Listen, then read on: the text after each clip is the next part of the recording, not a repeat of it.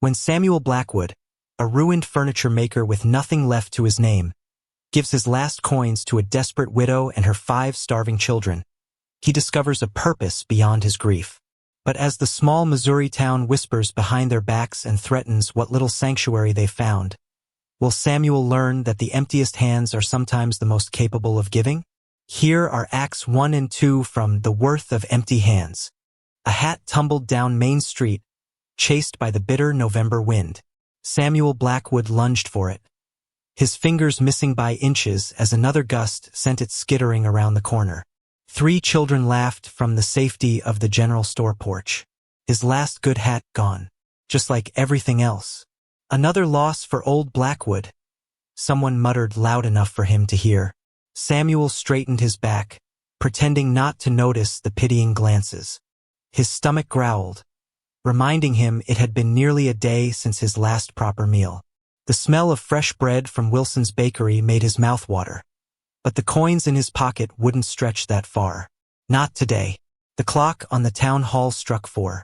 Samuel's boots, once polished and fine, now scuffed and cracking at the seals, carried him away from the bustle of town toward the hillside cemetery. The path grew steeper, his breath coming in white puffs that vanished in the fading afternoon light. Dead leaves crunched beneath his feet, nature's brittle reminder that everything beautiful eventually falls. "Afternoon, Mr. Blackwood," called Elijah, the elderly gravedigger, leaning on his shovel. "Back again to visit the missus?" Samuel nodded, unable to form words around the lump in his throat. 6 months, 2 weeks, and 3 days since Mary had been laid to rest. The fever had taken her so quickly there hadn't even been time to say a proper goodbye. "Weather's turning," Elijah warned, glancing at the darkening sky. "Storm coming, sure as anything." "Won't stay long," Samuel promised, though these days he had nowhere particular to be. Elijah's eyes dropped to Samuel's thin frame. "My Martha made extra stew tonight. You'd be welcome at our table." The kindness nearly broke him. Samuel shook his head. "Thank you, but I'm fine. Really." The lie tasted bitter on his tongue. Mary's grave sat beneath the spreading branches of an oak tree. Samuel knelt beside the headstone, brushing away fallen leaves from the marble surface. His fingers traced her name, the dates carved below telling the brief story of her 42 years. "Hello, my dear," he whispered. "I've had an interesting day." Talking to her grave had become his routine, the only time he allowed his carefully constructed mask to slip. Here, with only the dead as witnesses, Samuel Blackwood could be honest about how badly he was failing. "I tried at Johnson's Mill today. They're not hiring." He sighed, watching his breath ghost away. "Neither is the livery stable or the railroad office." From his pocket, Samuel withdrew a crumpled paper. The red stamp across its face couldn't be more clear. Eviction notice. "I can't keep our room anymore. The landlord's been patient, but..." His voice cracked. "I don't know where I'll go." The furniture shop that had been in his family for 3 generations now belonged to the bank. Samuel had tried to save it after Mary fell ill, selling their house and most of their belongings to pay for doctors who, in the end, could do nothing. The debts had mounted, the customers had dwindled, and finally the bank had taken everything. "I never thought it would come to this," he admitted, running a hand through his graying hair. "Your father always said I wasn't good enough for you." Seems he was right. A fat raindrop splashed against the headstone, then another. The storm Elijah predicted was moving in fast. "I should go," Samuel said, struggling to his feet. His knees ached from the cold ground. At 46, he felt twice his age. As he turned to leave, something caught his eye. A small blue flower, somehow still blooming despite the frost that had killed everything else. Samuel carefully plucked it and placed it at the base of Mary's headstone. "Remember that picnic by Porter's Creek? All those blue flowers?" He smiled at the memory. "You made me a crown of them. Said I looked like a woodland king." Thunder rumbled in the distance. "I miss you," he whispered, "every minute of every day." The rain began to fall in earnest as Samuel made his way back down the hill. By the time he reached Main Street, his coat was soaked through, water streaming from the brim of his old hat. The shops were closing, lanterns being extinguished one by one. Samuel paused outside his former furniture shop. Through the windows, he could see the new owner, Albert Conway, directing workers as they rearranged the display. The sign above the door no longer read, Blackwood Fine Furnishings. Now it declared Conway's Superior Furniture. Conway looked up, catching Samuel watching. His face twisted with smug satisfaction as he deliberately turned his back. The humiliation burned hotter than any fever. Conway had been trying to buy the Blackwood shop for years. Now he had it, along with all the custom furniture designs that had made the Blackwood name respected throughout the county. Samuel forced himself to walk away. No good would come from confrontation. He had more pressing concerns, like where he would sleep once the landlord locked him out tomorrow. The rain pounded harder as he trudged toward his rented room above Miller's feed store. Water seeped through his boots, his socks squishing with each step. A dog barked somewhere in the distance, the sound mournful and lonely. Samuel! Samuel Blackwood! He turned to see Reverend Phillips hurrying toward him, collar turned up against the rain, an umbrella clutched in his gloved hand. Reverend, Samuel acknowledged with a nod. Once he'd been a deacon in Phillips' church. Now he couldn't bear to attend services, to sit alone in the pew he had shared with Mary, to endure the pitying glances. I've been looking for you, Phillips said, holding the umbrella over them both. Mrs. Phillips was cleaning out the storage room at the parsonage and found these. He thrust a small bundle wrapped in brown paper into Samuel's hands. Mary's preserves, Phillips explained. She'd brought them for the harvest festival last year. Somehow they got forgotten in all the... He trailed off, uncomfortable. In all the tragedy, Samuel finished for him. Yes, well, Phillips cleared his throat. They're still good. Blackberry, I believe. Mary's preserves were always the best in the county. Samuel stared at the jars, remembering Mary in their kitchen. Hair pulled back, sleeves rolled up, the sweet smell of cooking fruit filling their home. The memory was so vivid it stole his breath. Thank you, he managed. Phillips hesitated. Samuel, I couldn't help noticing. That is, Mrs. Phillips mentioned. Are you eating regularly? The concern was genuine, but it scraped against Samuel's pride. I'm managing. The church has funds for those in need. I said I'm managing. Samuel cut him off, more sharply than intended. He softened his tone. But thank you for your concern, Reverend. Phillips looked unconvinced but didn't press. If you change your mind, our door is always open. For any kind of help. Samuel nodded, clutching the precious jars to his chest. And Samuel? Phillips added, God hasn't forgotten you, even if it feels that way. As the Reverend hurried away, Samuel stood in the rain, wondering if that was true. Lately, it seemed God had turned his face away entirely.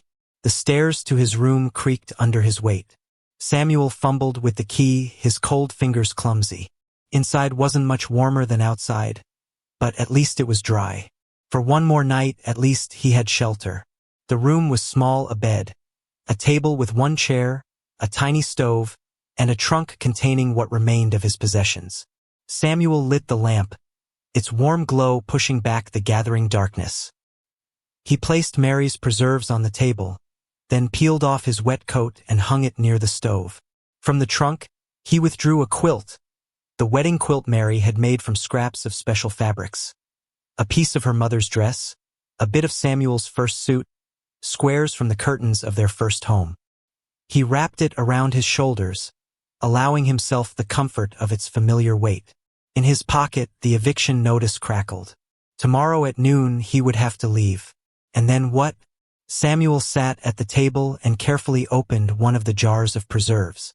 The sweet smell of blackberries filled the tiny room. He dipped his finger in and tasted sugar and fruit and summer sunshine. Tears sprang to his eyes. Oh, Mary, he whispered. What am I going to do without you? Outside, the storm raged on, rain battering the single window. Samuel thought of the blue flower on Mary's grave, how fragile it had looked, yet how determined to bloom despite the coming winter. He wondered if he had that kind of strength left in him. Tomorrow he would have to find out. A child's cough cut through the busy sounds of market day. Samuel nearly missed it as he counted his remaining coins, 17 cents. Not even enough for a loaf of bread and some cheese. His stomach growled a complaint, but he had grown used to ignoring its demands. "Please, kind sir, just a penny for some milk." Samuel looked down to find a small girl with tangled blonde hair and eyes too old for her young face. She couldn't have been more than 6, yet she stood with a grown-up's worry in her thin shoulders. "For my baby brother," she added, pointing across the square. Samuel followed her gesture to where a woman sat on an overturned crate. For more children clustered around her like chicks around a hen. The smallest, wrapped in a tattered blanket, wailed with the unmistakable cry of hunger. "Where's your father, child?" Samuel asked, kneeling to her level despite the protest of his aching knees. "Heaven," she answered simply. "Like Mama says your wife is." The words struck him like a physical blow. Samuel glanced again at the woman across the square. She was trying to comfort the crying baby while keeping an eye on the little girl who had approached him. Even from this distance, he could see the dark circles under her eyes, the careful way she held herself with dignity despite her circumstances. "What's your name?" he asked the girl. "Emma," she replied. "Emma Reed. That's my mama and my brothers and sister." Samuel looked at his 17 cents, then back at Emma Reed's hopeful face. With a sigh that wasn't really reluctance at all, he pressed the coins into her small hand. "Here, get some milk for your brother." Emma's eyes widened. "All of it, mister?" "All of it," Samuel confirmed, surprised by the lightness in his chest as he gave away his last money. "God bless you," Emma exclaimed, clutching the coins tightly as she darted back toward her family. Something made Samuel follow her. Perhaps it was curiosity, or perhaps it was simply that he had nowhere else to be. As he approached, the woman looked up, her face guarded but not unfriendly. "Your daughter says you've lost your husband," Samuel said by way of greeting. "I'm sorry for your trouble." The woman studied him for a moment, then nodded. "Thank you for helping us." Her voice was soft but clear, the kind that commanded attention without demanding it. "I'm Abigail Reed." "Samuel Blackwood." He tipped his hat, suddenly self-conscious of his shabby appearance. The oldest boy, who looked to be about 10, stepped slightly in front of his mother.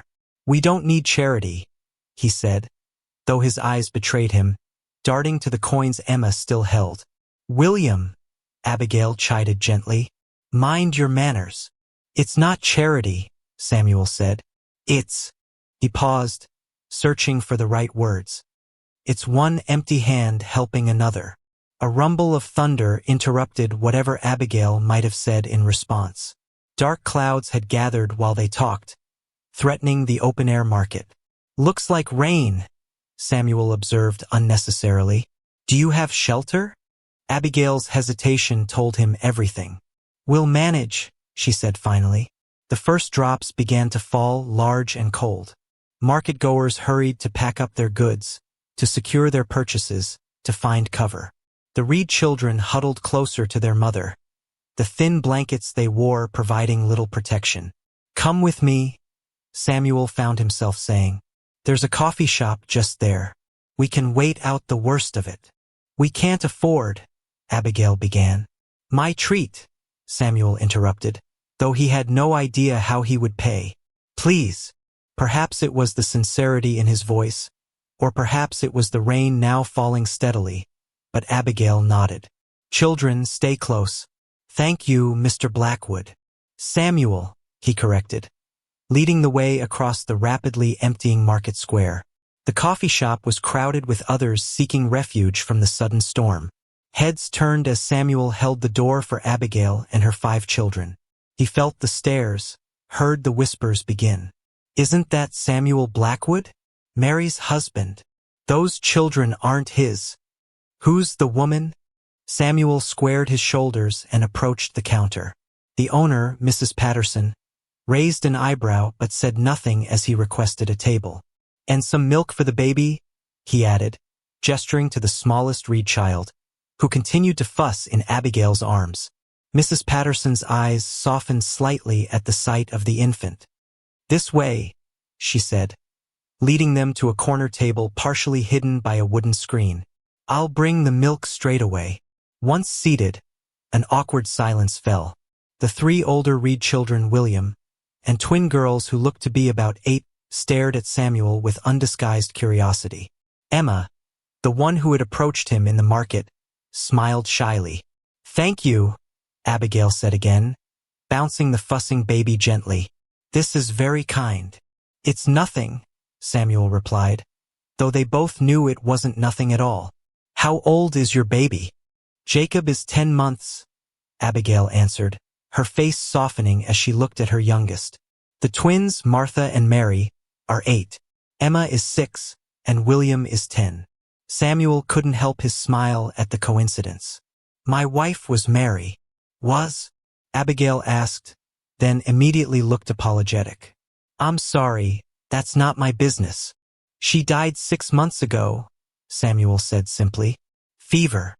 Abigail nodded, understanding in her eyes.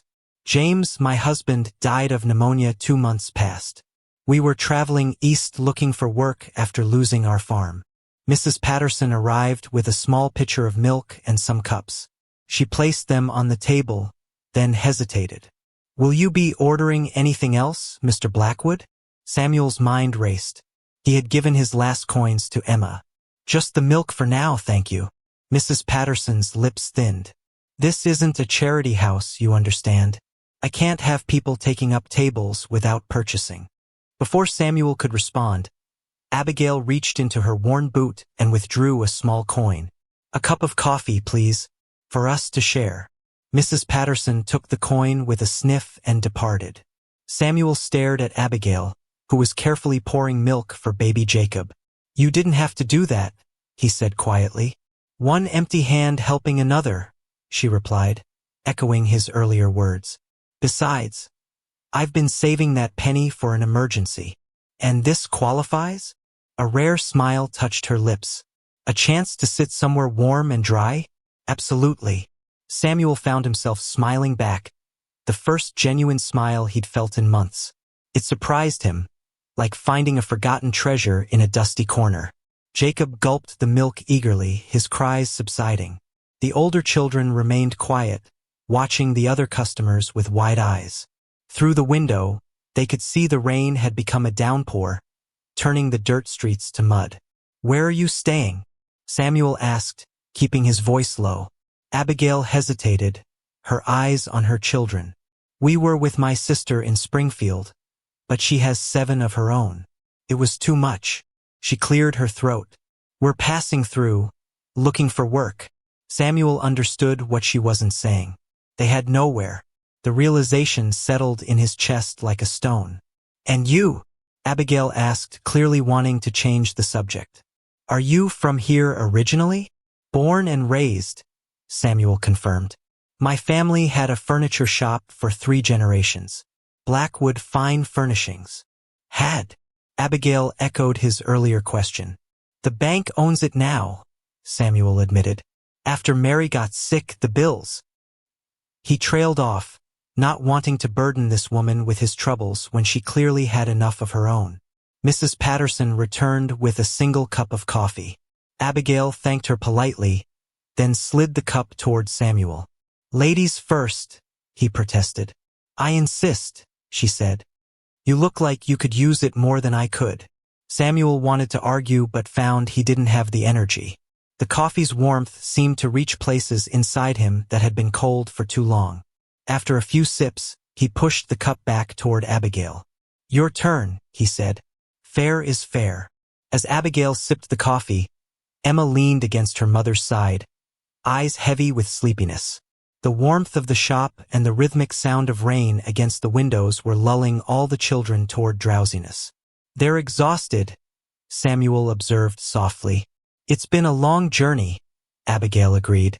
"And sleep doesn't come easy when you're—" She stopped herself, but Samuel understood. "When you're cold, when you're hungry, when you're afraid." "There's a rooming house on Cedar Street," he suggested. Mrs. Winslow is fair with her prices. We couldn't impose. It's not an imposition if you pay, Samuel pointed out. And surely in a town this size, there must be work for a capable woman and a strong boy like William. At the mention of his name, William sat up straighter.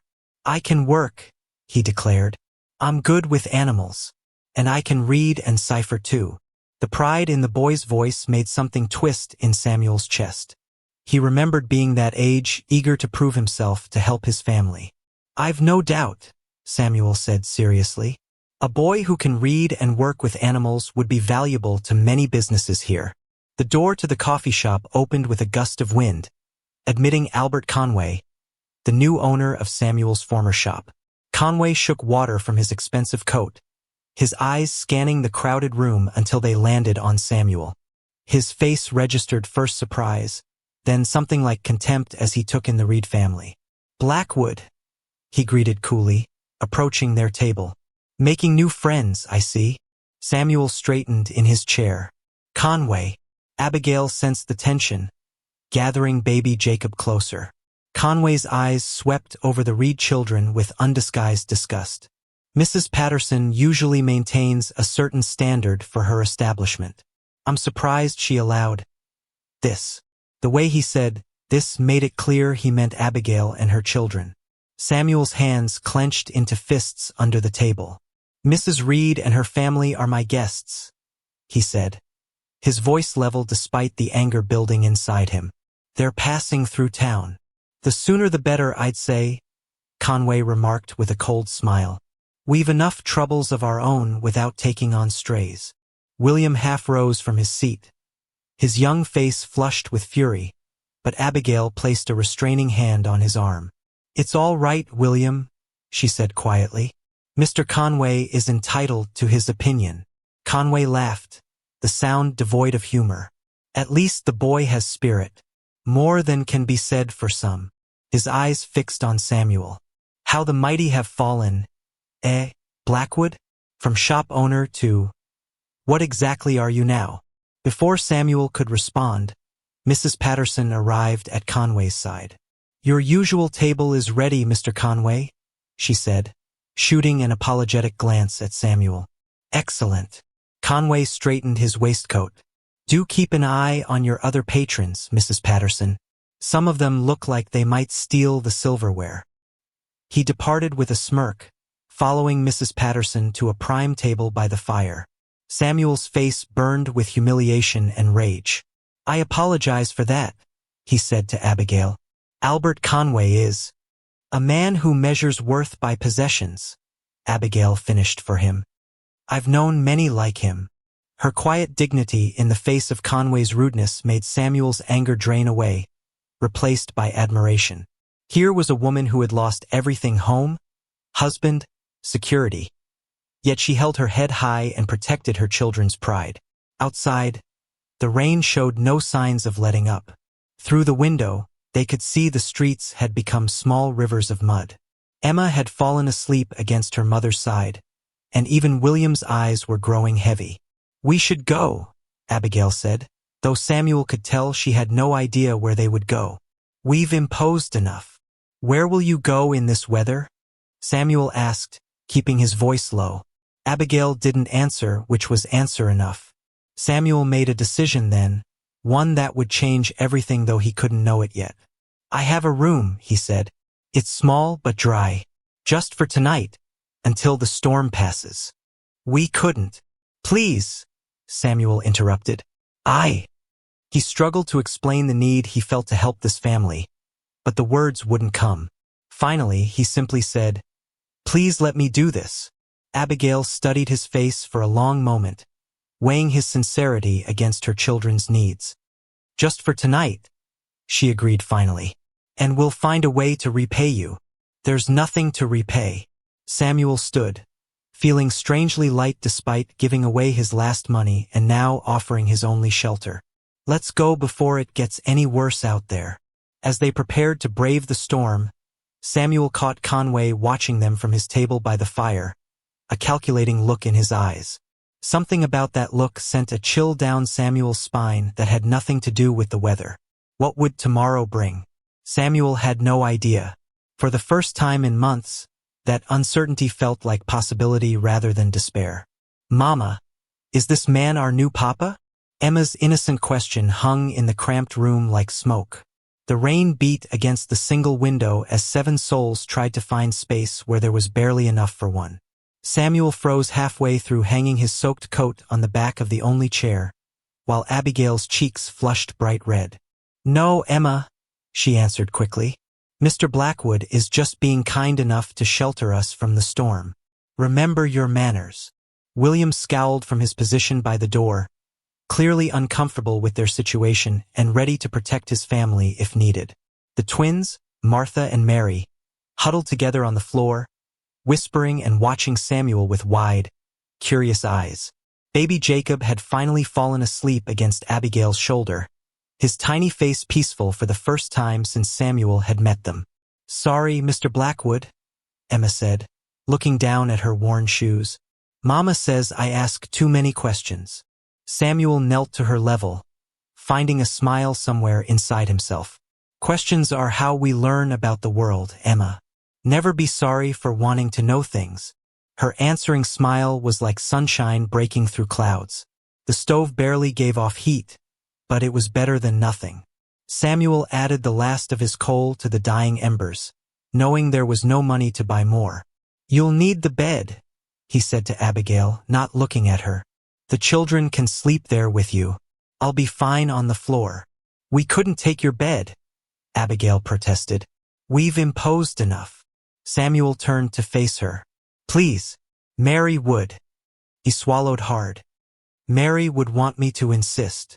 Something unspoken passed between them, a recognition of shared loss, of dignity maintained despite everything. Abigail nodded once. "Thank you." Samuel retrieved Mary's wedding quilt from the trunk, along with the only other blanket he owned. "For you," he said, handing the quilt to Abigail. "It's warmer than it looks." As Samuel arranged his makeshift bed on the floor, William approached cautiously. "My pa taught me to always do something in return when someone helps you," he said, the words formal and practiced. "I could clean your boots. They're awful muddy." Samuel glanced at his mud-caked boots. "That would be helpful, William." "Thank you." The boy nodded solemnly and set to work with a determination that reminded Samuel painfully of himself at that age. While the children settled, Samuel moved to the small table and opened his trunk. From a hidden compartment in the bottom, he pulled out a leather pouch. William noticed, his keen eyes missing nothing. "What's that?" Samuel hesitated before answering. "Something I've been saving. For an emergency." Inside the pouch was a gold pocket watch, his father's. The last valuable thing he owned besides Mary's wedding ring.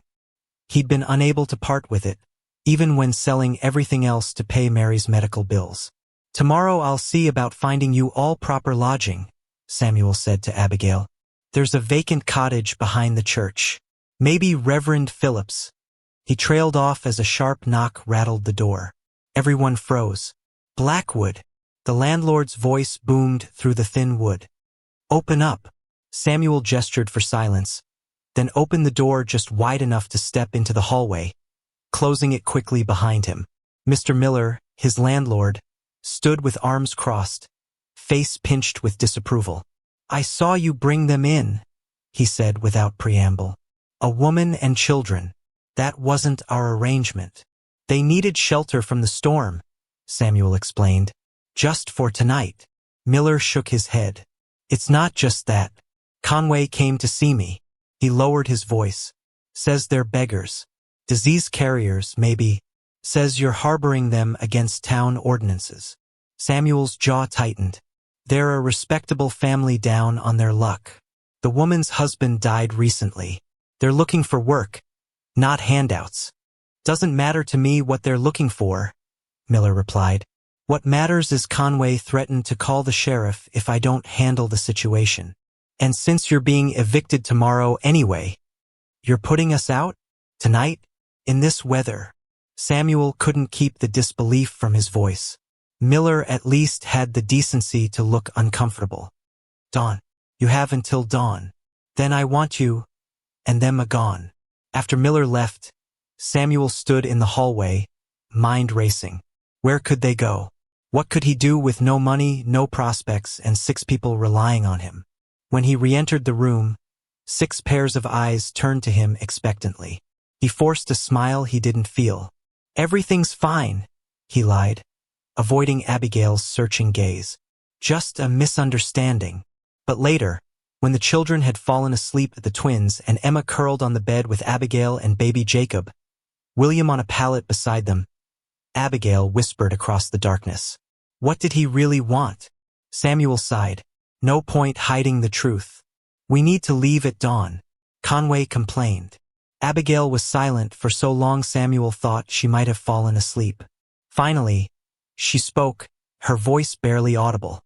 "There's something I need to tell you, about why we're really here." Samuel raised himself on one elbow, watching her silhouette in the dim light from the banked stove. "James, my husband, wasn't just a farmer," Abigail said, the words coming slowly, carefully chosen. "He worked for the Pinkerton Detective Agency. His last assignment brought him here to your town." Samuel frowned, confused. "Here? Why?" "He was investigating bank fraud. Someone forging loan documents, taking advantage of farmers and small business owners." She paused. "People like you, Samuel. People who lost everything." A cold feeling spread through Samuel's chest. "Conway," he breathed. Abigail nodded, though he could barely see it in the darkness. "James found evidence, but before he could report it, he got sick. So sick, so quickly." Her voice caught. "On his deathbed, he made me promise to finish what he started. To bring the papers to the regional office in St. Louis. Do you have them? The papers?" "Yes." Her voice dropped even lower. "Hidden in Jacob's blanket. Conway must suspect something. He's been following us since Springfield." Samuel's mind spun with the implications. If Conway was guilty of bank fraud, it would explain how he'd acquired so many businesses so quickly, including Samuel's shop. "That's why we're here," Abigail continued. "I needed to see the man who took your business, to confirm it was the same man James described." Samuel thought of Conway's calculating look in the coffee shop, the speed with which he'd complained to Miller. "We need to leave town," he said urgently. "Tonight." "Where can we go?" Abigail asked, and for the first time, Samuel heard real fear in her voice. Samuel's hand closed around the pouch containing his father's watch. "I have a plan," he said. "But first I need to know something. Do you trust me?" In the darkness, Abigail's hand found his. Her fingers were cold but steady. "Yes," she said simply. "I do." And in that moment, everything changed. Dawn broke gray and miserable over the sleeping town. No one noticed the 6 figures slipping out the back door of Miller's feed store, hurrying toward the livery stable at the edge of town. The streets were empty, shops still closed, only chimney smoke signaling that anyone was awake at this early hour. Samuel led the way, carrying baby Jacob to give Abigail's arms a rest. William walked beside him, shoulders squared with responsibility beyond his years. The twins followed, each holding one of Emma's hands to keep her moving forward. "Are we playing a game?" Emma whispered. "Why must we be so quiet?" "Yes, a game," Samuel replied, putting a finger to his lips. "The quietest ones win." Emma nodded solemnly and pressed her lips together. The livery stable loomed ahead, its wide doors still closed against the morning chill. Samuel's stomach knotted with what he was about to do, but he saw no other choice. Conway would be looking for them, perhaps already had men watching the roads out of town. "Wait here," he whispered, handing Jacob back to Abigail. The baby stirred but didn't wake. Samuel approached the stable alone, relief flooding him when he saw a light in the small office window. Hank Porter was already up, as Samuel had hoped. The old man never slept past 5, a habit from decades of caring for horses. "Morning, Hank," Samuel called softly as he entered. Hank looked up from his ledger, surprise crossing his weathered face. "Samuel? What brings you here at this hour?" Samuel pulled out his father's gold watch, placing it deliberately on the desk between them. Hank's eyes widened. Your father's watch? You swore you'd never sell it. Things change, Samuel said simply. I need a wagon. And 2 horses. Hank picked up the watch, turning it over in his gnarled hands. This is worth more than that.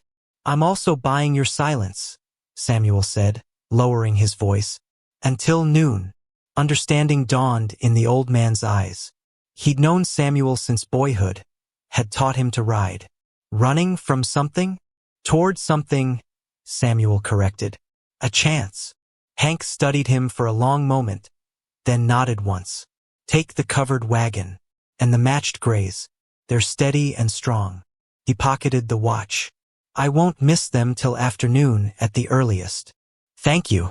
The words felt inadequate for what Hank was risking. Your father was a good man, Hank said. Helped me when no one else would. Consider this repayment. He hesitated, then added, Where will you go? Better you don't know, Samuel replied. Safer that way. 10 minutes later, they were loaded into the wagon, the Reed children wide-eyed with excitement at this unexpected adventure. Samuel helped Abigail up to the seat beside him, noticing the careful way she tucked Jacob's blanket, with its hidden documents, around the sleeping baby. St. Louis? She asked quietly. Samuel shook his head. Not directly. Conway will expect that. We'll head south first, then east. Longer, but safer. As they pulled away from the stable, Samuel couldn't help looking back at the town that had been his home for all his 46 years. The place where he'd been born, married, built a business, lost everything. Ahead lay uncertainty, danger, an unknown future. Yet somehow he felt more alive than he had in months. They took the south road, the one less traveled, moving at a steady pace that wouldn't attract attention. The rain had stopped during the night, but the roads were muddy, making progress slow. No one spoke much at first, all of them watching behind for any sign of pursuit. It was Emma who finally broke the tension.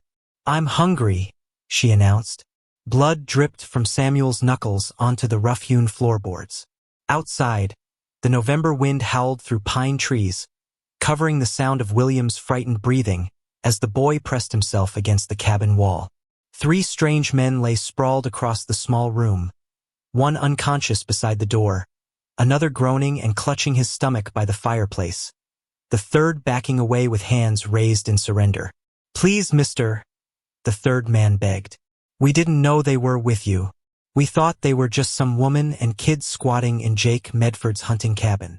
Samuel's chest heaved with exertion and rage. For days on the run had worn his body thin, but discovering these men threatening Abigail and the children had awakened something primitive in him, a strength he hadn't known he possessed. Get out, Samuel growled, pointing to the door. Take your friends and get out. If I see any of you within a mile of this place again, I won't stop at broken noses. The surrendering man nodded frantically, already dragging his stomach-clutching companion toward the door. What about Davy? He asked, gesturing to the unconscious man. You've got 2 minutes to wake him and get him moving, Samuel replied, not lowering his fists. Starting now. The minutes that followed were a flurry of activity. Water splashed, curses muttered. The unconscious man half-carried between his companions as they stumbled out into the gathering twilight. Samuel stood in the doorway until they disappeared among the trees, then closed and barred the cabin door with a heavy wooden beam. Only then did he turn to face the others. The cabin, barely more than a hunter's shelter, consisted of one room with a stone fireplace, a rough table with 2 benches, and a platform loft accessed by a ladder in the corner. The Reed family was huddled at the back of the room, William still against the wall, the twins hiding behind their mother, Emma's face buried in Abigail's skirts. Baby Jacob, mercifully, was asleep in a makeshift cradle fashioned from a wooden crate. Are they gone? William asked, his voice higher than usual, betraying his fear despite his obvious effort to seem brave. Samuel nodded, suddenly aware of the throbbing pain in his right hand. They won't be back. Abigail moved forward with quick, purposeful steps. Without speaking, she guided Samuel to sit at the table, then poured water from their precious jug into a basin. Gently, She took his injured hand and began cleaning the blood away. "You shouldn't have fought them," she said quietly. "There were 3 of them. What should I have done?" Samuel winced as she pressed a cloth against his split knuckles. "Let them throw you all out into the cold? Or worse, you could have been killed." The simple truth in her words hung between them. If he had been killed, what would have happened to Abigail and the children? To the evidence against Conway? The children watched wide-eyed as Abigail wrapped Samuel's hand with a strip torn from one of their few clean rags. Her fingers were gentle but firm, moving with the practiced efficiency of a woman accustomed to tending injuries. "How did you know?" she asked. "That we were in trouble?" Samuel glanced at the window, remembering the bone-deep certainty that had struck him as he'd returned from hunting with the 2 rabbits now hanging forgotten by the door. "I heard William shout." From his place against the wall, William straightened. "I tried to stop them like Pa would've. They pushed in anyway." "You did exactly right," Samuel told him. "You warned your mother, gave her time to grab Jacob and get the girls behind her." Pride flickered across the boy's face, chasing away some of the fear. "Those men," Abigail said, keeping her voice low. "Do you think Conway sent them?" Samuel considered the possibility. "No. They seemed surprised when I mentioned the cabin belonged to Jake Medford. I think they were just drifters looking for shelter." He didn't add that drifters could be hired, paid to report sightings. Better not to worry her more than necessary. The cabin had been a lucky find. 3 days of rough travel had taken them far from town, their progress slowed by muddy roads and the need to avoid main thoroughfares. Food had run low, the November chill had seeped into their bones, and the children's initial excitement had given way to exhaustion and complaints. Then, as if in answer to an unspoken prayer, they'd spotted the cabin nestled among pine trees, small but solid, with a stone chimney promising warmth. A faded sign nailed to a nearby tree had declared, "Private property, J. Medford." But the layers of dust inside suggested no one had visited in months. "We should move on," Abigail said, finishing with his bandage. "If those men found this place, others might too." Samuel shook his head. "Not tonight. It's getting dark, and there's a storm coming. We'll leave at first light." As if to emphasize his point, rain began to patter against the cabin roof, quickly building to a steady downpour. The wind moaned through the trees outside, finding every crack and gap in the cabin walls. "I'm cold," Emma announced, wrapping thin arms around herself. Samuel rose from the table. "Let's get a fire going." "William, want to help me?" The boy nodded eagerly, seeming to grow taller with the responsibility. Together they rebuilt the fire the intruders had started, adding logs from the small pile in the corner until flames danced cheerfully in the stone hearth. The warmth slowly spread through the cabin, bringing color back to pinched faces. Abigail set about preparing their meager dinner, the last of their bread, shared between them with promises of rabbit stew in the morning. As full darkness fell outside, Samuel climbed the ladder to inspect the loft. A musty bearskin lay spread across rough planking, not ideal but warmer than the floor below. "The children can sleep up here," he called down. "It's small, but they'll fit." Later, after the children had been settled in the loft, Samuel and Abigail sat before the fire. Jacob, having nursed and fallen back asleep, lay bundled in his blanket, important documents still hidden within its folds, on a bed of pine boughs Abigail had arranged near the hearth. For a long while neither spoke. The crackling of the fire and the drumming of rain on the roof filled the silence. Samuel found himself studying Abigail's profile in the firelight, the determined set of her jaw, the weariness around her eyes, the way she absently twisted her wedding ring with her thumb. "We should reach Jefferson City in 3 days, he said finally. "Maybe 4 with the rain. From there, we can take the train to St. Louis." Abigail nodded, still staring into the flames. "And then, you'll deliver the evidence. Conway will face justice." "I meant after that." She turned to look at him directly. "What happens to you after that?" The question caught Samuel off guard. He hadn't thought beyond getting Abigail and the children safely to St. Louis, beyond seeing Conway punished for his crimes. What would he do after? Return to a town where he had nothing? Start over somewhere new? Alone?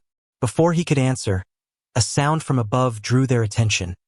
A soft cry, quickly muffled. "It's Mary," Abigail said, rising. "She has nightmares sometimes." Samuel watched as she climbed the ladder to comfort her daughter.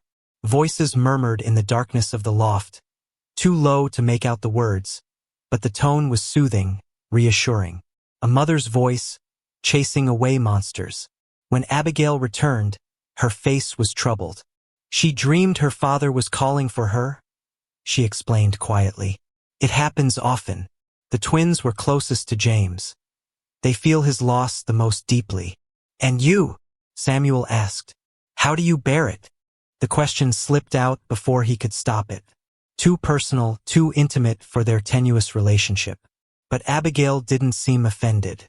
"One breath at a time," she answered. "One step, one day. I don't have the luxury of falling apart." She paused, studying him. "How do you bear Mary's loss?" "Poorly," Samuel admitted. "Until recently, I wasn't sure I wanted to continue bearing it."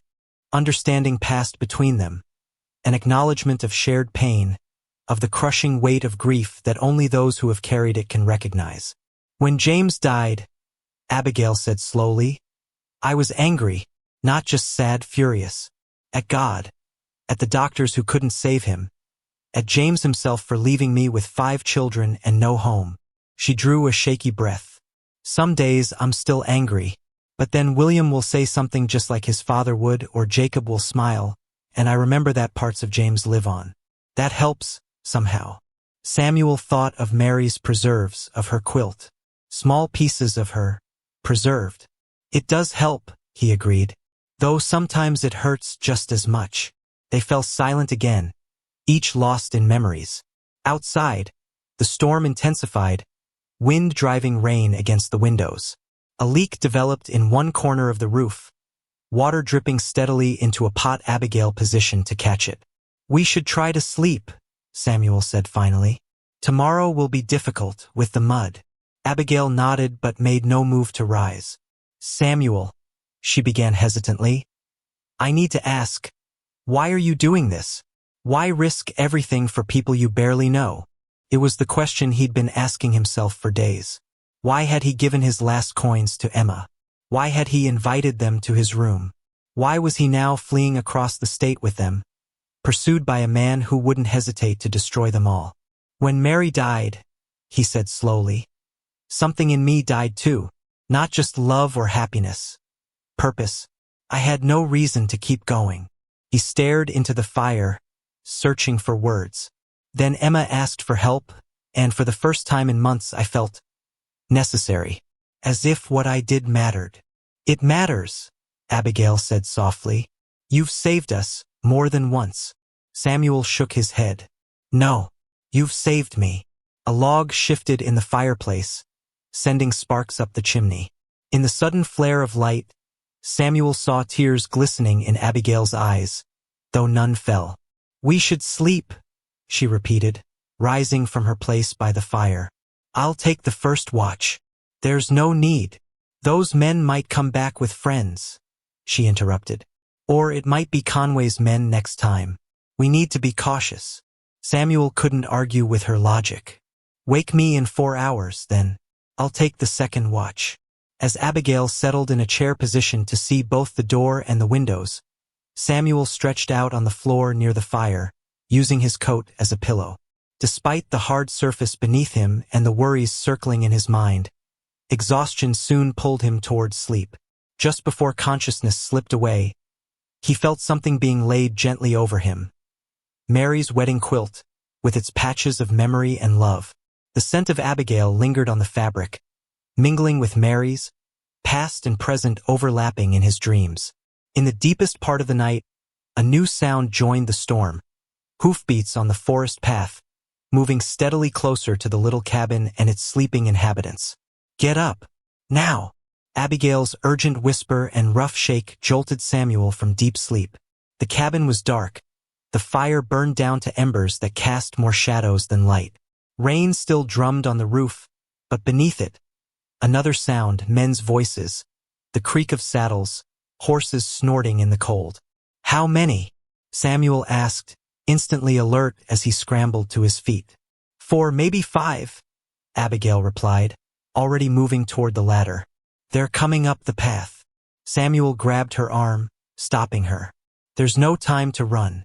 Get the children into the root cellar." "What root cellar?" "Under the table there's a trapdoor. I found it when hunting for more firewood." He was already dragging the heavy table aside, revealing the outline of a square door set into the floorboards. "It's small, but you'll all fit if you stay quiet." Lantern light flickered through the windows as the riders drew closer. Samuel could hear the jingle of bridles, the low murmur of men discussing their approach. "What about you?"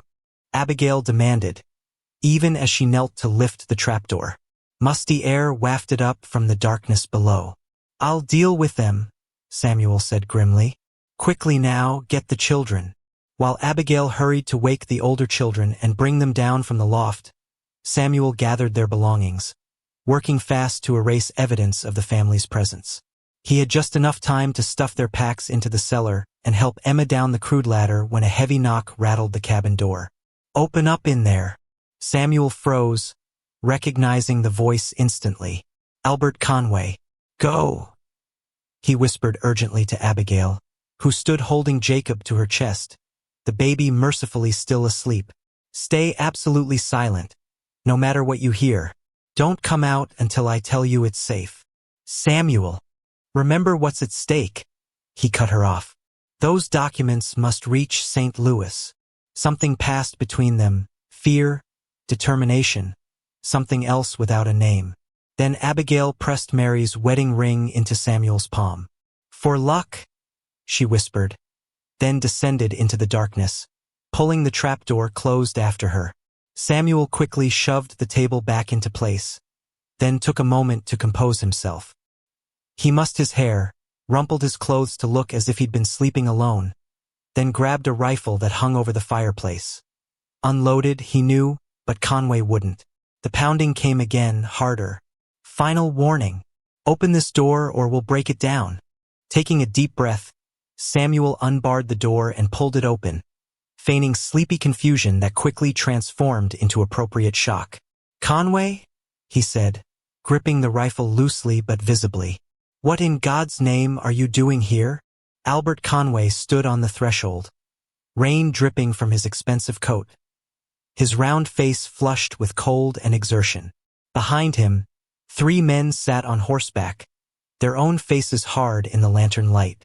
"Blackwood," Conway said, surprise momentarily replacing his usual smugness. "I wasn't expecting to find you here, though I suppose I should have guessed. Where else would that woman and her brats go?" Samuel leaned against the doorframe, deliberately casual. "What woman? I've been alone since I left town." Conway's eyes narrowed. "Don't play games with me. The Pinkerton's widow. My sources say she was seen traveling with a man fitting your description." His gaze swept past Samuel into the cabin's interior. "Where are they?" "I have no idea what you're talking about," Samuel replied evenly. "I left town because there was nothing left for me there. Came to this old hunting cabin I remembered from my youth." He patted the rifle. "Been living off the land, trying to figure out my next move." One of the mounted men shifted impatiently. "He's lying, Mr. Conway. Those drifters said there was a woman and children here just hours ago." Conway smiled, a cold expression that didn't reach his eyes. "Indeed, and I don't think they walked away in this weather."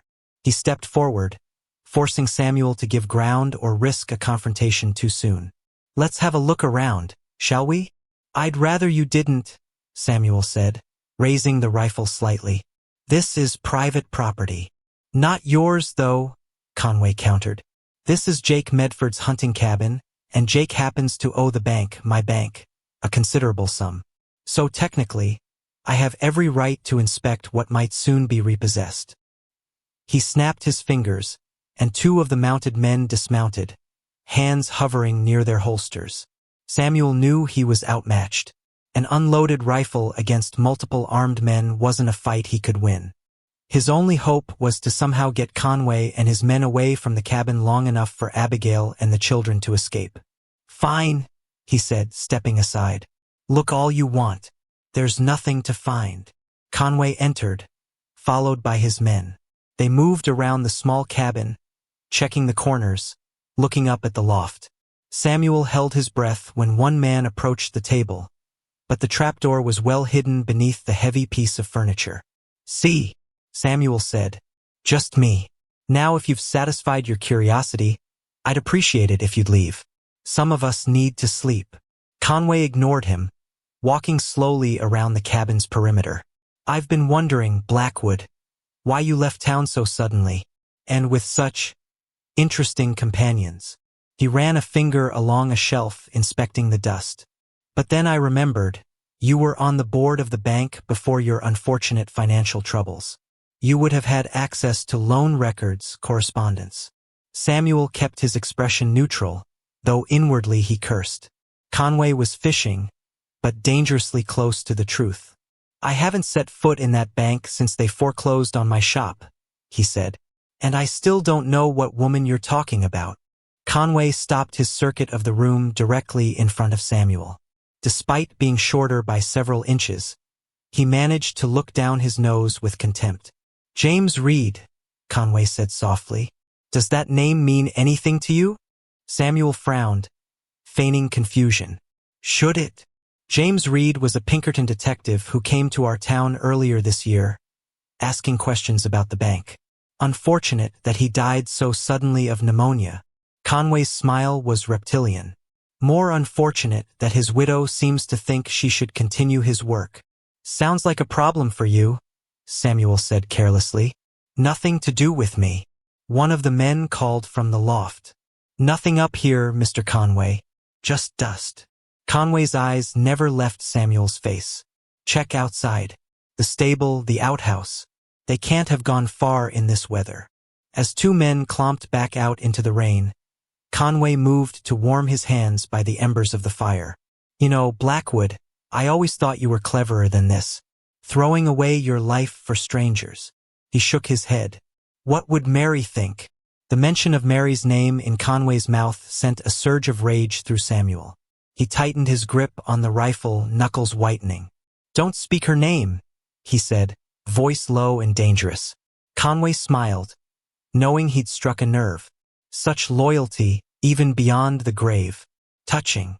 He moved to the table, idly running his hand along its surface.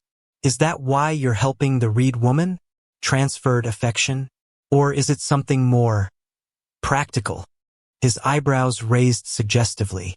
"A widow with 5 children is a heavy burden, but desperate women are often accommodating."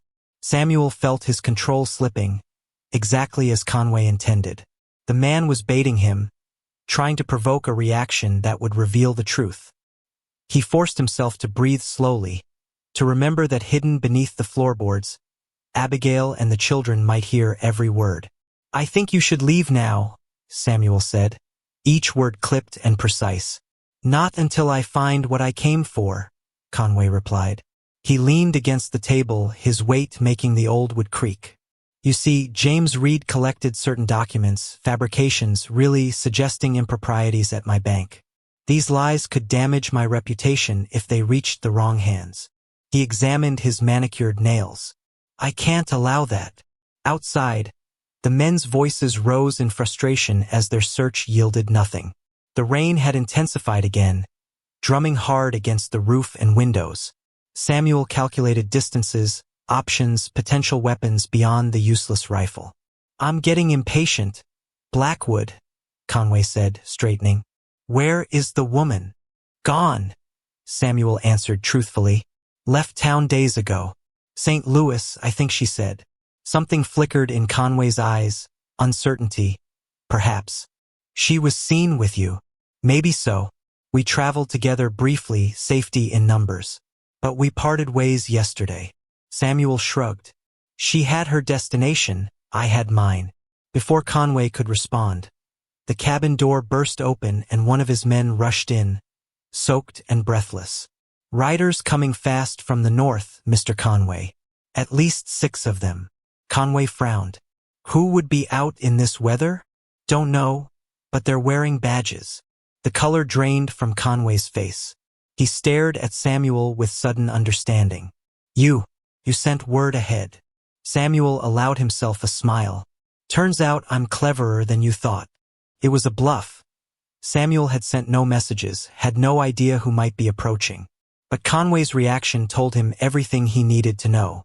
The banker was afraid of legal authorities finding him here, away from his town and his web of influence. We need to go, Conway snapped to his men. Now. What about him? One man asked, gesturing to Samuel. Conway hesitated, eyes calculating. For a moment, Samuel thought the banker might order him killed on the spot. But the sound of approaching horses seemed to decide him. Leave him. He's not worth the trouble. Conway pointed a finger at Samuel. This isn't over, Blackwood. Not by a long shot. Then they were gone, hurrying into the rain, mounting up and galloping away from the approaching riders. Samuel stood in the doorway, hardly daring to believe their luck. Who were these mysterious saviors? As the sound of Conway's party faded into the distance, the new riders came into view, and Samuel's heart sank. Not lawmen at all, but a group of loggers, their axes and saws visible as they approached. They barely glanced at the cabin as they passed, likely heading for a lumber camp further north. Samuel waited until they too had disappeared into the rainy darkness. Then, hands shaking with delayed reaction, he closed and barred the door. Abigail, he called softly, hurrying to move the table. It's safe now. They're gone. He lifted the trapdoor to find 5 pairs of eyes staring up at him from the darkness. Abigail clutched Jacob to her chest.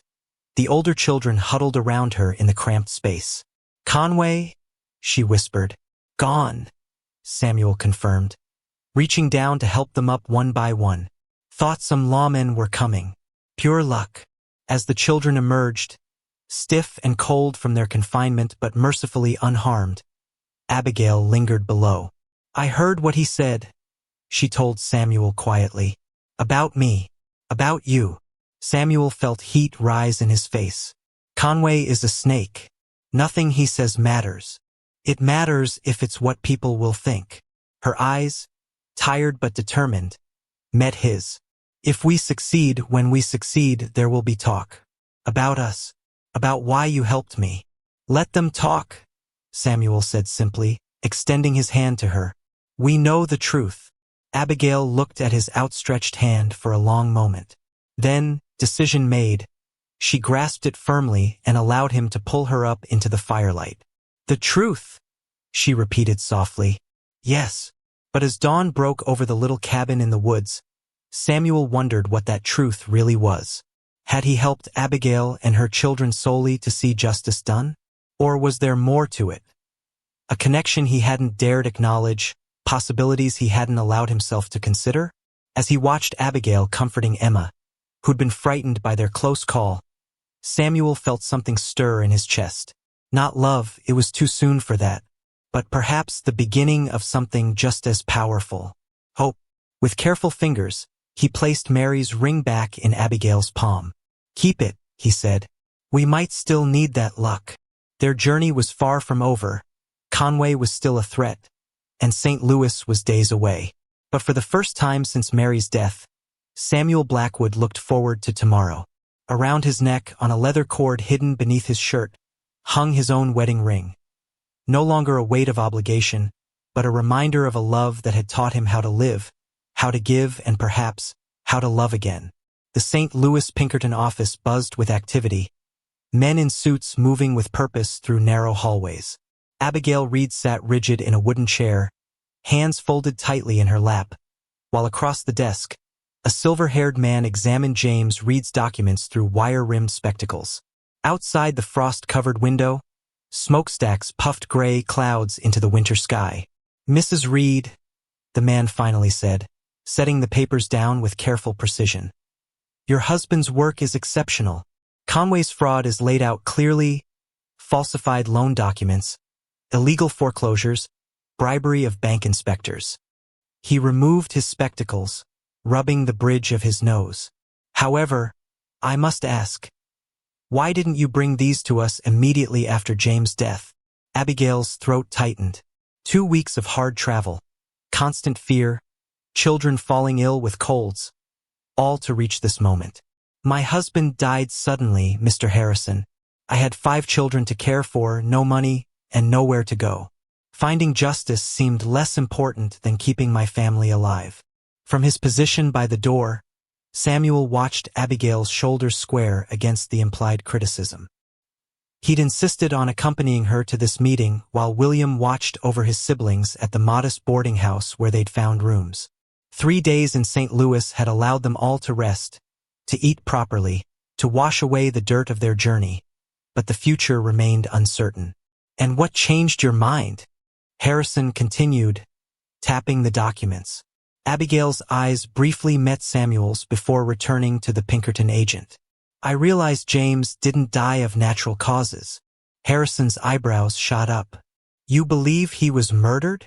The fever came on too suddenly, progressed too quickly?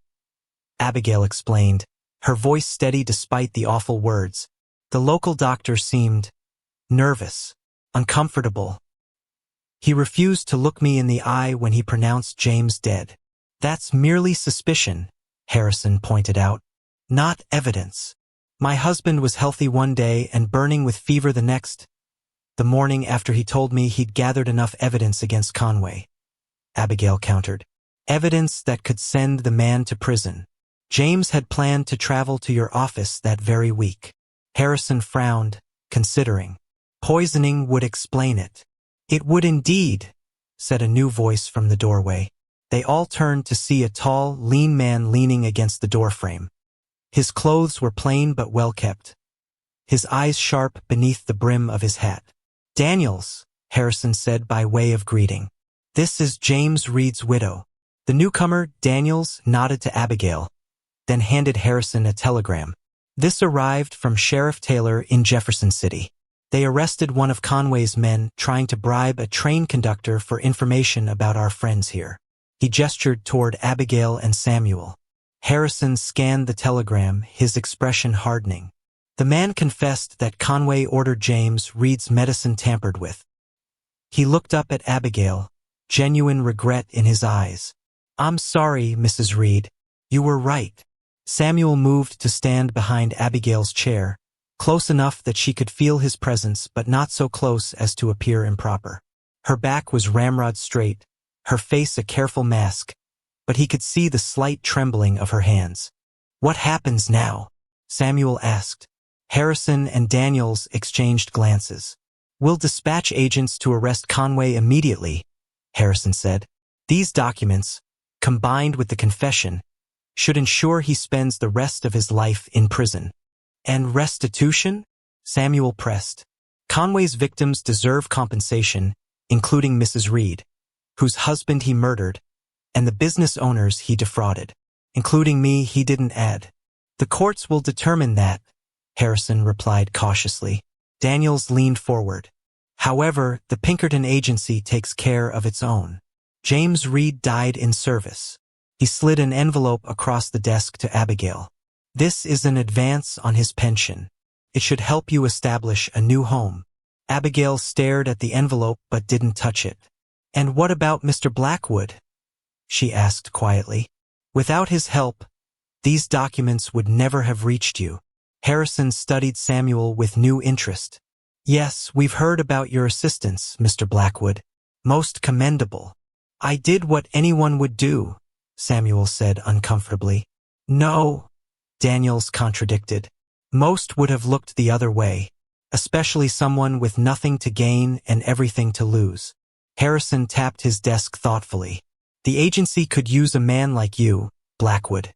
Someone who understands furniture and business, who can spot forgeries, who knows how to blend in. We have positions available. The offer caught Samuel by surprise. Him? A Pinkerton detective? The notion seemed absurd until he thought about it. He had always been good with details, with reading people. And what else did he have to return to? His eyes met Abigail's. Her expression was unreadable, but something passed between them, an unspoken question. "I appreciate the offer," Samuel said carefully, "but I need to think about it." Harrison nodded. "Of course. Meanwhile, you'll both need to remain in St. Louis until we apprehend Conway. Your testimonies will be crucial." Outside the Pinkerton office, snow had begun to fall, dusting the streets with white. Abigail walked beside Samuel in silence, the envelope clutched in her gloved hand, her thoughts clearly miles away. "Are you all right?" Samuel finally asked as they turned toward the boarding house. "He had James killed," she said, her voice barely audible. "I suspected, but hearing it confirmed." Samuel yearned to comfort her, but maintained a proper distance as they walked along the busy street. "Conway will face justice now." "Yes." She stopped suddenly, turning to face him. "Will you take the position?" The directness of her question startled him. "I don't know. It's a chance for a new beginning. But what?" How could he explain?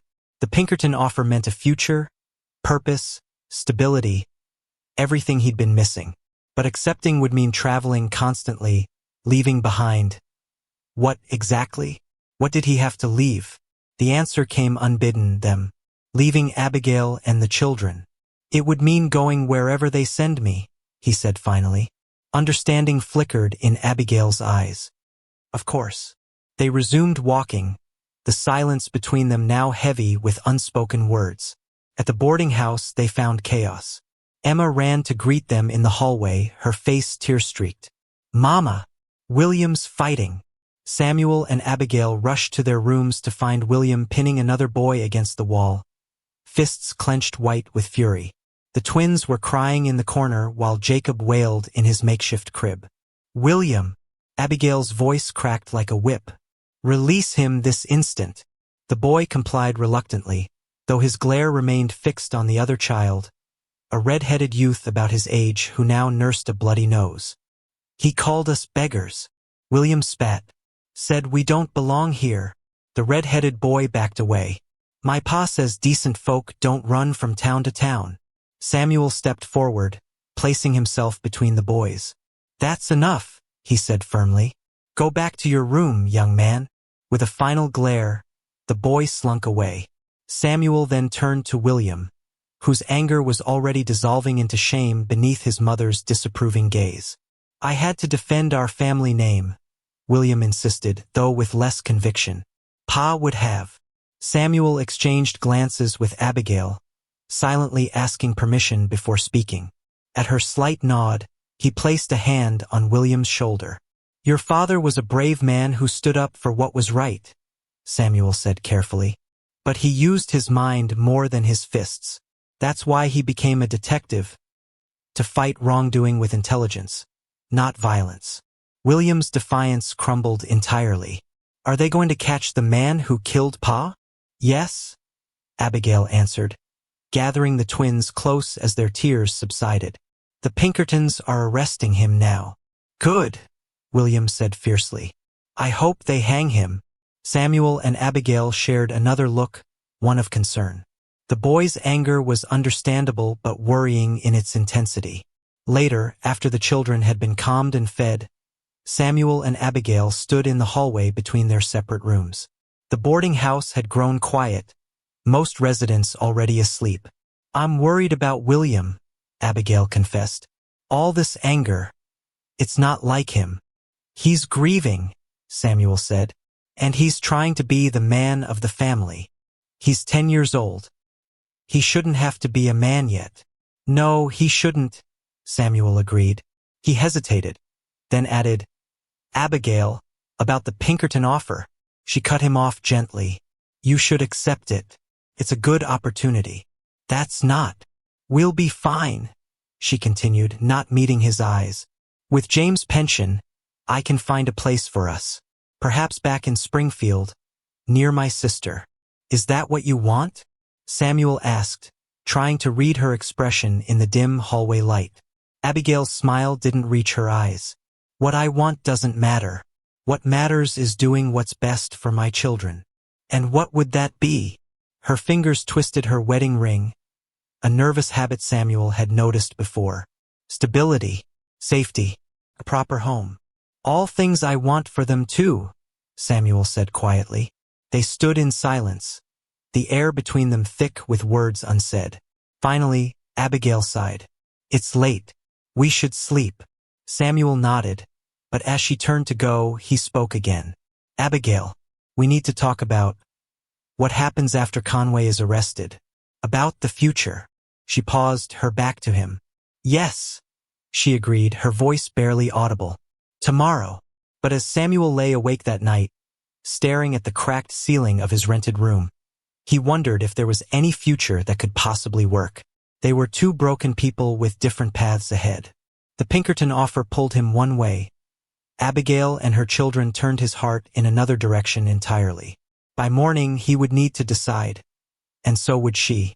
Pink lights spilled across the train station platform, painting the fresh snow with rosy hues.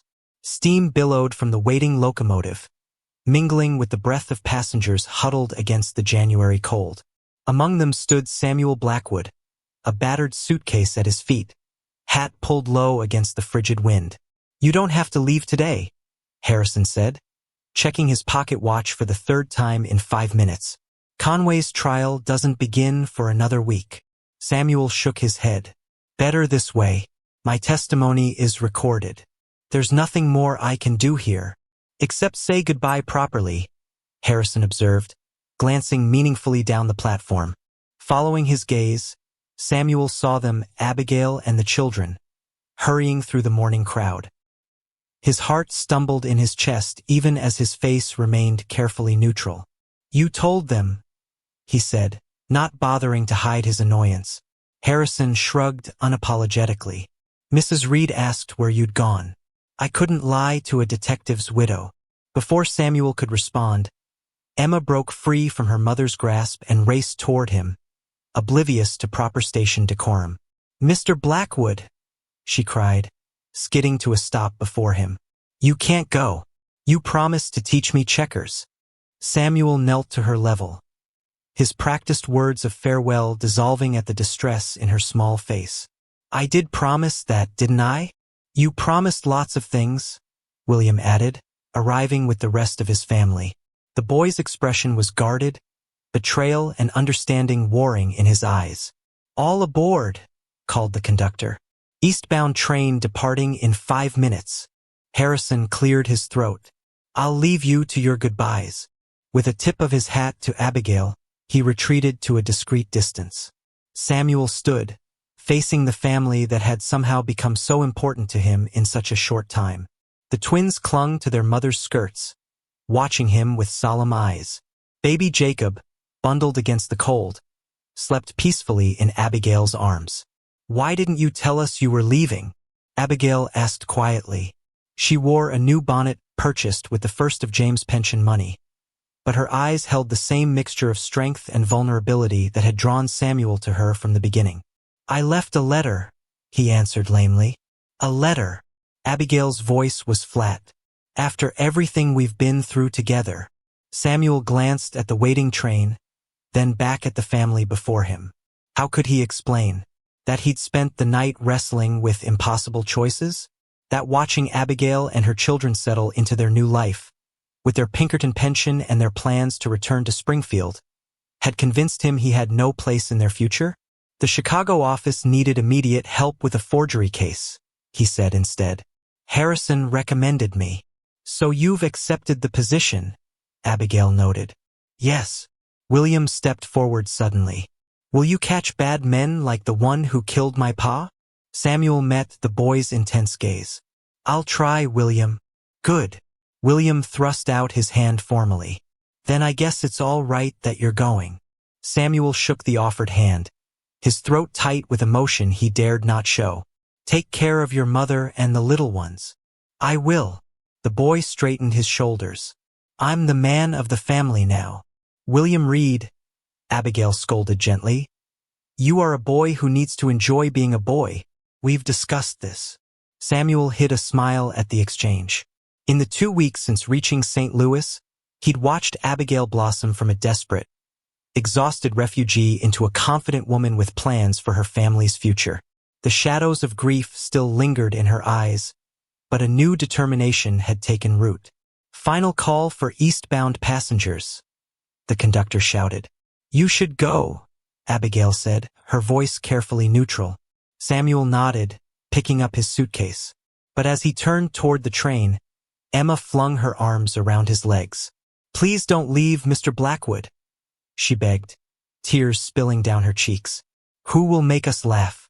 Who will carry Jacob when he gets fussy? Who will help Mama when she looks sad?" "Emma," Abigail chided, embarrassment coloring her cheeks. "That's enough." But the child's words had frozen Samuel in place. Who indeed? The question echoed in his mind, forcing him to confront the truth he'd been avoiding. Over the past weeks, as they'd waited for Conway's arrest and the subsequent legal proceedings, Samuel had found himself becoming increasingly entangled in the Reed family's daily life. He'd helped William with his sums, told bedtime stories to the twins, rocked Jacob to sleep when Abigail was exhausted. Small domestic moments that had begun to heal something broken inside him. And then there was Abigail herself. Their conversations in the evenings, after the children were asleep. The way her rare laugh transformed her face. The quiet strength she showed, day after day. The growing awareness between them that neither dared acknowledge. "Sir," the conductor approached, impatient. "Are you boarding or not?" Samuel looked at the train, then back at the family watching him with varying expressions of sadness and resignation. The Pinkerton position offered purpose, a chance to use his skills to rebuild his life. Chicago awaited, with its busy streets and anonymous crowds where no one knew his failures. But Springfield offered something else entirely. "No," Samuel heard himself say. "I'm not boarding." The conductor shrugged. "Suit yourself." He turned away, signaling to the engineer. Samuel set his suitcase down as the train began to pull away from the station. The look of confusion on Abigail's face mirrored his own internal state. "I don't understand," she said. "The position in Chicago isn't what I want," Samuel finished for her. Hope flickered briefly in her eyes before caution reasserted itself. "What do you want, Samuel?" The question hung between them, laden with possibilities and pitfalls. Emma had stopped crying and now watched the adults with unabashed curiosity. Even the twins sensed something important happening. Their small faces turned up attentively. Samuel took a deep breath. "I want to go to Springfield." "Springfield," Abigail repeated, confusion evident. "But there's no Pinkerton office there." "Exactly." Samuel removed his hat, a gesture of sincerity. "Abigail, these past weeks, working with the Pinkertons, I've realized something. I don't want to spend my life chasing criminals across the country. I want to build something lasting." Understanding dawned slowly in her eyes. "What are you saying?" "I'm saying I'd like to come to Springfield. Open a furniture shop. A proper one, not just repairs. Use the skills my father taught me." He hesitated, then added softly, "If you and the children would welcome a neighbor." "A neighbor?" Abigail repeated, something unreadable in her expression. "For now," Samuel clarified. Until we both know if there might be more." The station had grown quiet, the morning train now just a smudge of smoke in the distance. Snow began to fall again, delicate flakes landing on Abigail's bonnet and catching in her eyelashes. "Samuel," she began, then stopped, seeming to gather her thoughts. "We barely know each other." "I know," he acknowledged, "and I know it's too soon for either of us. You're still grieving James, and Mary," she finished for him. He nodded. "But I also know that when I imagine my future now, I can't picture it without you and the children in it. I'm not asking for promises, Abigail. Just possibility." Emma tugged at her mother's coat. "Can Mr. Blackwood come with us, Mama? Please." William watched the exchange with serious eyes, neither encouraging nor objecting. The twins whispered to each other, their earlier solemnity replaced by barely contained excitement. Abigail looked down at her children, then back at Samuel. "Springfield is a growing town," she said slowly. "They could use a good furniture maker." Hope rose in Samuel's chest. "Is that a yes?" "It's a maybe," Abigail answered. But her lips curved in a smile that reached her eyes for the first time since he'd known her. A possibility, as you put it. I can work with possibility, Samuel said, returning her smile. Later that afternoon, as Harrison helped Samuel draft a polite refusal to the Chicago office, the Pinkerton agent shook his head in bemusement. You're choosing quite the different path, Blackwood. A ready-made family isn't an easy undertaking. Nothing worth doing is easy, Samuel replied, thinking of his father's words from long ago. Besides, we're just neighbors for now. The future will reveal itself in time. Harrison signed the letter with a flourish. Well, I hope it works out for you all. As Samuel left the Pinkerton office for the last time, snowflakes dancing in the twilight, he spotted Abigail waiting across the street, Jacob bundled in her arms. She raised a hand in greeting, and he returned the gesture, a quiet understanding passing between them. They would take this journey one step at a time, two people who had lost everything now finding, in each other, the courage to begin again. Not a fairy tale ending, but something better, a true beginning, rooted in shared grief and growing hope. Samuel thought of Mary's wedding quilt, now carefully packed among Abigail's belongings for the journey to Springfield. How appropriate that this new chapter would be wrapped in those patches of memory, carrying the past forward into an unexpected future. The worth of empty hands, he had learned, wasn't in what they could hold, but in what they could offer, and sometimes, when least expected, in what they could receive.